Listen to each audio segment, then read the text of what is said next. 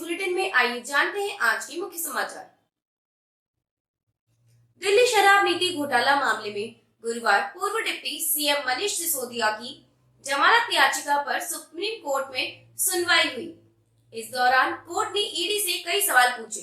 Justice Sanjeev Khanna ने ED से पूछा कि दिनेश अरोड़ा इस मामले में आरोपी थे और फिर वे सरकारी गवाह बन गए।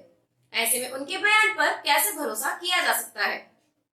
कोर्ट ने कहा कि शराब नीति घोटाला सबूतों की कड़ी एक दूसरे से जुड़ नहीं रही है। आपकी दलीलें सिर्फ अनुमान पर है। अब सिसोदिया की जमानत याचिका पर अगली सुनवाई 12 अक्टूबर को होगी। इधर इसी घोटाला मामले में ईडी ने आप सांसद संजय सिंह को दिल्ली की राव एवेन्यू कोर्ट में पेश किया। ईडी ने संजय सिंह की 10 दिन की रिमांड मांगी है।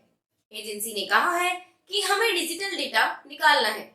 संजय को दूसरे लोगों के साथ बिठाकर पूछताछ करनी है। प्रधानमंत्री नरेंद्र मोदी आज यानी 5 अक्टूबर को राजस्थान और मध्य प्रदेश के दौरे पर हैं। दोपहर में वे जबलपुर पहुंचे, जहां उन्होंने 12,600 करोड़ से ज्यादा की लागत वाले प्रोजेक्ट्स का उद्घाटन और शिलान्यास किया। साथ ही गोडावना की वीरांगना रानी दुर्गावती की 500वीं जयंती पर आयोजित कार्यक्रम में शामिल हुए। जबलपुर में पीएम ने कहा कि 2014 से पहले कांग्रेस के घोटालों की हेडलाइन बनती थी। हमने कांग्रेस की भ्रष्ट व्यवस्था को बदलने का अभियान छेड़ा है। 11 करोड़ फर्जी नाम हटाए हैं ताकि सही लोगों को पैसा पहुंच सके। ये नाम वे थे जिनका जन्म ही नहीं हुआ था। ये दफ्तरों से खजाना लूटने का बहाना बन गया था। ये मध्य प्रदेश और छत्तीसगढ़ की कुल आबादी से ज्यादा है। ये लोग गुस्सा भी इसीलिए कर रहे हैं क्योंकि इनकी दुकानें बंद हो गई है। वो राजनीतिक दल जिनका सब कुछ लुट गया है, वो बीजेपी को गाली देते देते भारत को ही गाली देने लगे हैं। पीएम मोदी ने राजस्थान के जोधपुर में मुख्यमंत्री गहलोत पर सरकारी कार्यक्रम में मौजूद न रहने पर तंज कसते हुए कहा, मैं सरकारी कार्यक्रम से आ रहा हूँ, लेकिन वहाँ मुख्यमंत्री अशोक गहलोत गायब थे क्योंकि उनको मोदी पर इतना भरोसा है कि मोदी आएगा तो सब ठीक हो जाएगा। मैं भी उनको कहता हूँ कि अब आप आराम कीजिए, हम संभाल लेंगे। पीएम ने जोधपुर में एयरपोर्ट की नई टर्मिनल बिल्डिंग की आधारशिला रखी, जिसे 480 करोड़ रुपए की लागत से बनाया गया है।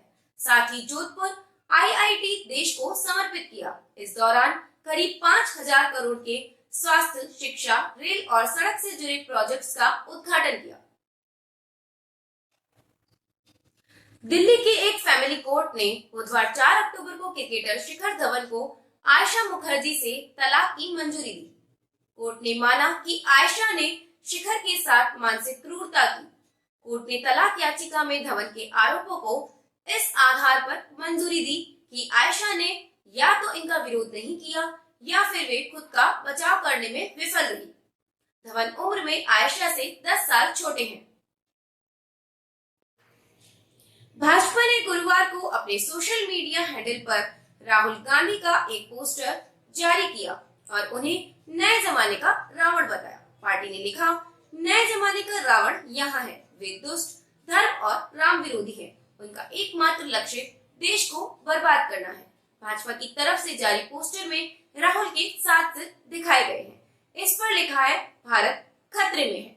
तस्वीर के ठीक नीचे बड़े अक्षरों में रावण लिखा हुआ है। इसके नीचे अंग्रेजी में a Congress party production directed by George Soros लिखा है। मुख्यमंत्री अशोक गहलोत ने कहा, या तो वादे करो मत और करो तो निभाओ। हम वादा करके निभाने वाले लोग हैं। जो वादे किए हैं वो निभाए हैं।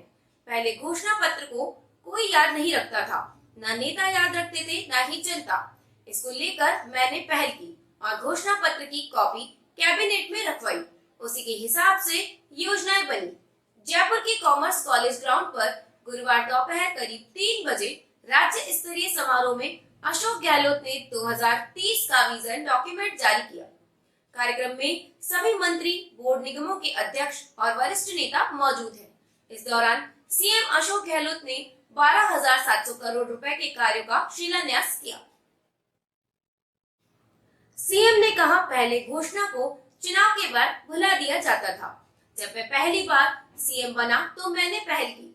पहली बार मैंने मैनिफेस्टो की कॉपी कैबिनेट में रखी। मैंने मुख्य सचिव से कहा कि ये हमारा घोषणा पत्र है, इसके लिखित शब्दों के हिसाब से गवर्नेंस और फैसले होंगे, ये वादे हैं, ये लागू होंगे। उस वक्त से घोषणा पत्र को लागू करने की परंपरा बनी।